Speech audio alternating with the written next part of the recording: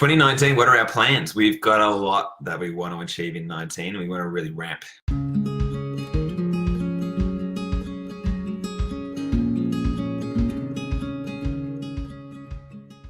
G'day everybody, Sam Marwood here from Cultivate Farms and welcome to episode 69 of Cultivate Farms TV. We take you on our week-by-week journey of what we're doing to make it possible for you to own a farm. So sit back, enjoy and soak in the motivation, which is what we hope to provide you to keep following your farm ownership dreams. It's absolutely possible. It is just a matter of how much you want it and how clever you are in unpacking and creating your own opportunities. Let's get cracking. So there's 5 things we're going to talk about today. So a review of 2018. This was really quite enjoyable, sitting back and thinking about what we've done so far, what we did in 2018. Thanks to your support.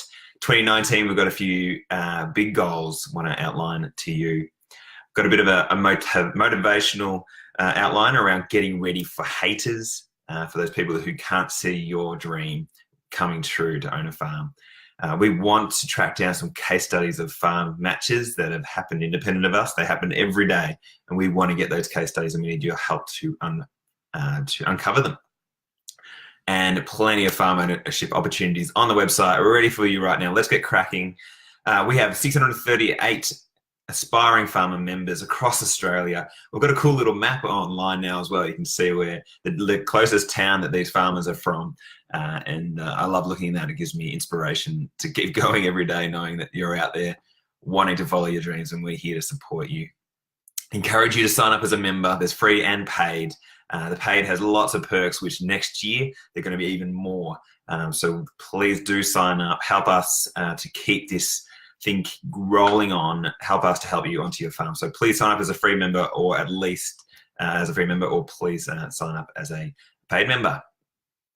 So a review of 2018. We're near the end of the year, and great time to sit and reflect and say thank you to you as our followers for your support. And we know you're talking about us.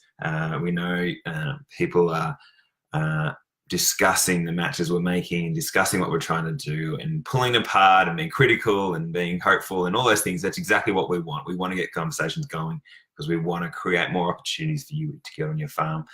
So here are some of the things that we've done. So one, we've created the first online farm ownership matchmaking marketplace. We need a better name for it, but we believe we have it. It's where you can get online and click, and you could be owning a farm with a retiring farmer or investor. That has never existed before in history, and we have it at cultivatefarms.com. So we're very pumped about that.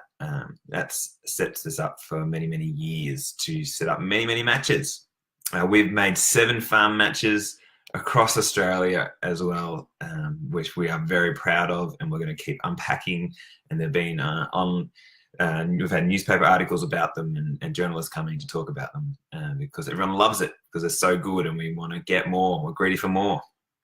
We have 7 farm investors we are working with. I spoke to a new one last week. So there are investors out there who want to back you, and I'll talk about what we're doing for 2019, but we want to secure those investors with aspiring farmers next year is our goal.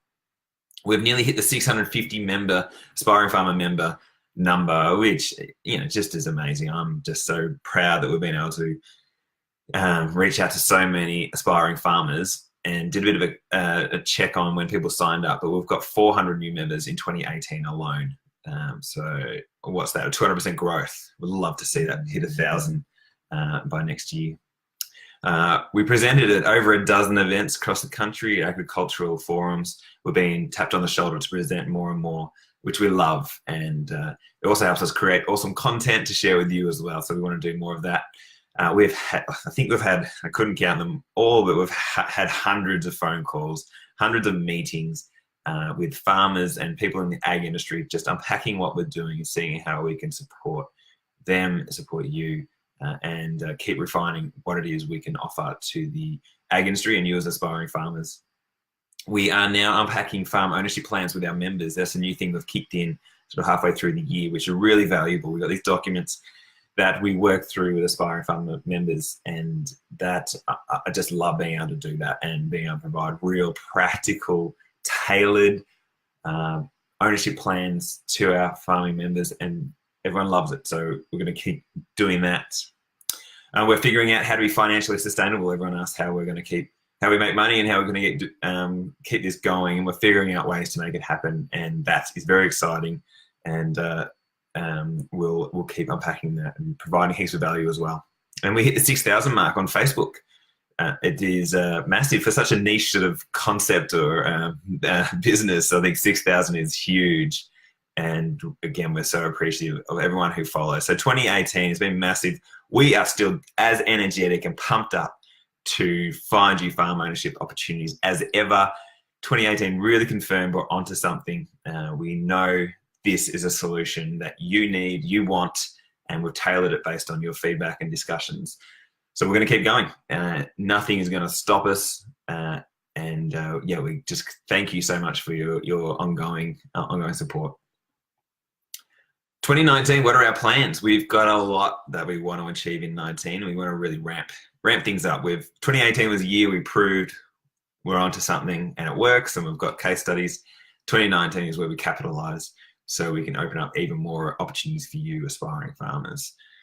So we've got 7 farm matches. We want to hit 50 in 2019. Completely possible. We've got 25 on our database right now that need to be matched next year, and we've got investors in the wings. We've got other retiring farmers. So even with our current list of farms and farmers, we could easily hit 50, let alone the extra farmers and contacts we're going to make in 2019. So 50 seems really achievable, and that, if we get 50, we're away. I think very hopeful for you to be able to follow your ownership dreams, knowing there's heaps of case studies out there, which is going to create a snowball effect.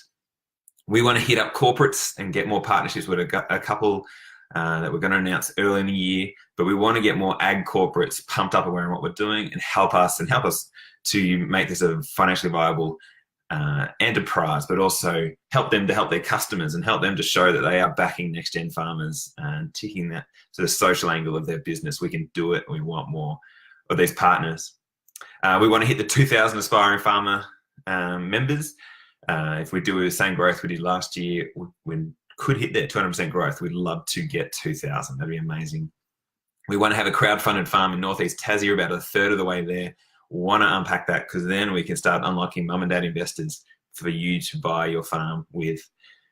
We want to get our farm pathway program going, where we've got an investor ready to back a top quality farmer. So we want to incubate 10 farmers over 6 months and get them to pitch to this investor. I want to have that done and dusted by the end of 2019 and replicate the Freeland Port Clare and Mark Coates story with another farmer. That again is a world first. We're doing a lot of world firsts. We want to be financially viable. We want to show that we can make money, therefore we can keep this thing going forever. Absolutely key. If we can't, then this all falls over and you're back on your own. We want to get 20 investors in discussions with farms. We've got 7 now, so getting another 13 I think is easily achievable. We want to present at 20 events, so more than one event a month we'd love to be able to do. We want to hit 15,000 on Facebook, so get over double our reach on social media, and just continue to pump out useful, practical, relevant content through our newsletter, Facebook, Twitter, Instagram, through these updates. We just want to keep finding awesome ideas to keep you excited and following your dreams, because we know that's what it's about. It's day after day, keeping at it. So we're going to keep at creating that content. Get ready for your haters. There are people out there who probably have already laughed at your dream of following, of owning a farm. You've probably had a coffee or had a quick update with someone and you told them I'm going to own a farm and they've laughed in your face, or you felt like they're going to laugh in your face. This is just life. This is what's going to happen, but you need to get yourself ready and mentally prepared for those haters and for those people who want to see you fail. It's terrible. There are always people like that out there. And I don't want those people stopping you following your dreams. So this is a bit of some ideas around how you can steel yourself, how you can confirm that you want to own a farm, and how you can just be bold and keep at it every single day, even though you've probably got people around you who think you're crazy. So basically you need to own your vision. You need to understand what it is you want and be confident in it. we're finding a lot of farmers just don't tell anyone that they want to own a farm, and it's probably tied into the vision being so bold. In a lot of cases, you're saying you want to own a multi-million-dollar business. That's what it comes down to, which is it's pretty out there. And to start from nothing to get there is a bold vision. Most people don't have a vision like that, and it's a brilliant vision, but it's also a hard one to realize, and one that people can easily knock. So we've got some ideas around how you can steel yourself against those haters, and so you can keep just every day following your farm ownership dream. So number one, know that you do want to be an entrepreneur. So owning a farm is being an entrepreneur, and we call it being a farm entrepreneur. So you've got to have that self-awareness that you want to have that pressure and have that ongoing concern of how you keep this business going, and be okay with it. Are you able to live with that sort of stress, going to bed knowing that you haven't quite got your finances sorted and you need to work that through? If you can handle that stress, and that's what gives you breath every day, then following your farm ownership dreams is absolutely for you. If that stresses you out and you couldn't think of anything worse, then I'd seriously question whether you should follow your farm ownership dreams. You're probably better off working with somebody who can cope with that and love with that and be their right-hand person. So self-awareness is key, and if you don't have that, then it is going to be hard to stand up against those haters. Get good people around you. You need to make sure you've got people who can see your vision, and the people you can check in with and chat to and unpack your vision and keep you on track. Having those good people, positive people around you is very key, and just in life, but especially if you're following your farm ownership dreams. This may mean you need to get rid of some friends who are haters, and whenever you see them, you get down. You do not need those friends. There's plenty of other friends out there. I'd question whether you should keep them.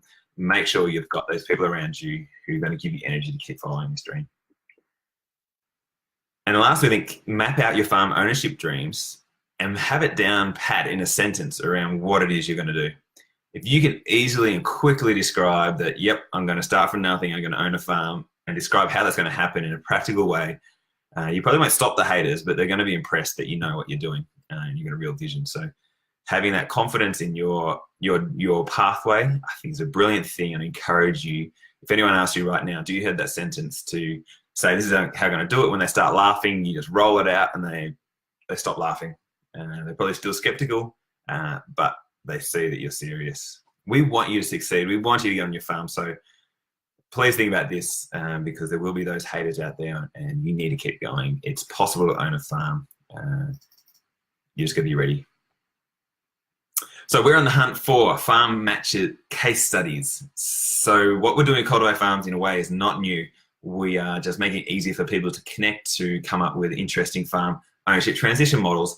But we've heard that there are many already out there, and it's been happening for centuries around transitioning ownership from one generation to another, and to kids that aren't their own, and investors backing farmers. So we know that it's possible. We know people are doing it. We want to capture those case studies and write them down and share them across Australia, because these case studies are so key to finding more opportunities. We've heard time and time again that people have heard about us, that keep saying, oh, we want more case studies because we want to see real people that have gone through this and have come out the other end with a positive solution. Where are the case studies? We want more of them. So we're going to capture them. We want you to help us to find them so we can document them, get them out there, get more people excited, and then therefore increase the chances of you getting onto your farm. So here are a list of the case studies we want. We want retiring farmers backing kids that aren't their own. We want aspiring farmers going from zero to farmer. We want investors backing top quality farmers and co-owning with them. Farm employers providing ownership opportunities to their employees, either on their farm or a neighbouring farm or whatever. We want to see friends investing in a farm together. That is a very exciting idea, that one. And communities investing in a farm or in farms together. They're the sort of range of case studies we'd love to have, because if we can get them out there, then again, more doors are going to open. More people are going to start thinking about this, and more opportunities will come your way. So reach out. Please reach out to those people you know, have heard of, on our behalf. Will be amazing. And then see if they're interested in just a written interview. We don't even have to do the details of their names, etc. We can keep it as confidential as possible, but just getting the broad story would be a great thing, and then connect them with us. So please find those case studies for us. Farm ownership opportunities. We have 25 on our database sitting there waiting for you to click. If you haven't clicked, please click. These are with retiring farmers wanting to back you. If you have seen them and you do not like them, or you do not think they are for you, please don't just pass them by. Please share as much of this as possible. Sit and think. Maybe go through, that'd be great if you got spare time, go through each one of them and think of who is the one aspiring farmer I could connect this farm to. It would be a massive help, because again, the more we succeed, the more opportunities are going to be popping up for you. So please spread the word. And then it's the last week before Christmas, so just a very quick Merry Christmas message. Thank you again to everyone who has supported us. Thank you for our positive messages. Thank you for the critical feedback, everything. We just love all this engagement. We're just so grateful for your attention. We're grateful that we're building momentum, and we're grateful that we're making these farm matches and that more are on their way. It is a lot of hard work, but we love it. That's what we signed up for, and it makes it so much easier hearing back from you that you think we're on the right track. So have a great break. Make sure you get some time off, give some hugs, but also remember that you've got a captive audience of people at dinner parties where you need to be telling them you're going to own a farm, and somehow find out if they can help you to get onto your farm. Don't waste these golden opportunities.